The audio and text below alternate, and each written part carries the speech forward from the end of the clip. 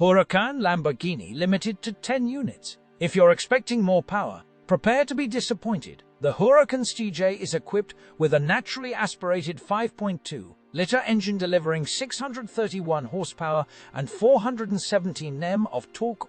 Power is transmitted to the rear wheels through the same 7-speed dual-clutch automatic transmission. However, compared to the STO, there are some hardware changes, the most significant being the 4 adjustable dampers borrowed from racing cars. Huracan Lamborghini.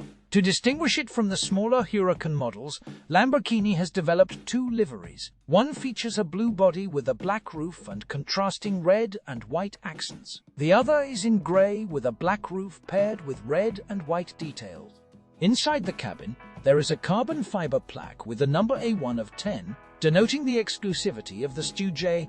Optionally, owners can add a customizable plaque on the passenger side.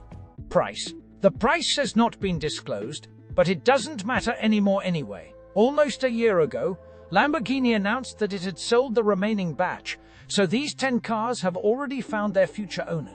The replacement for the Huracan will be unveiled later this year, but unfortunately, without the V10 engine. Instead, it is expected to use a downsized hybrid powertrain, most likely with turbocharging.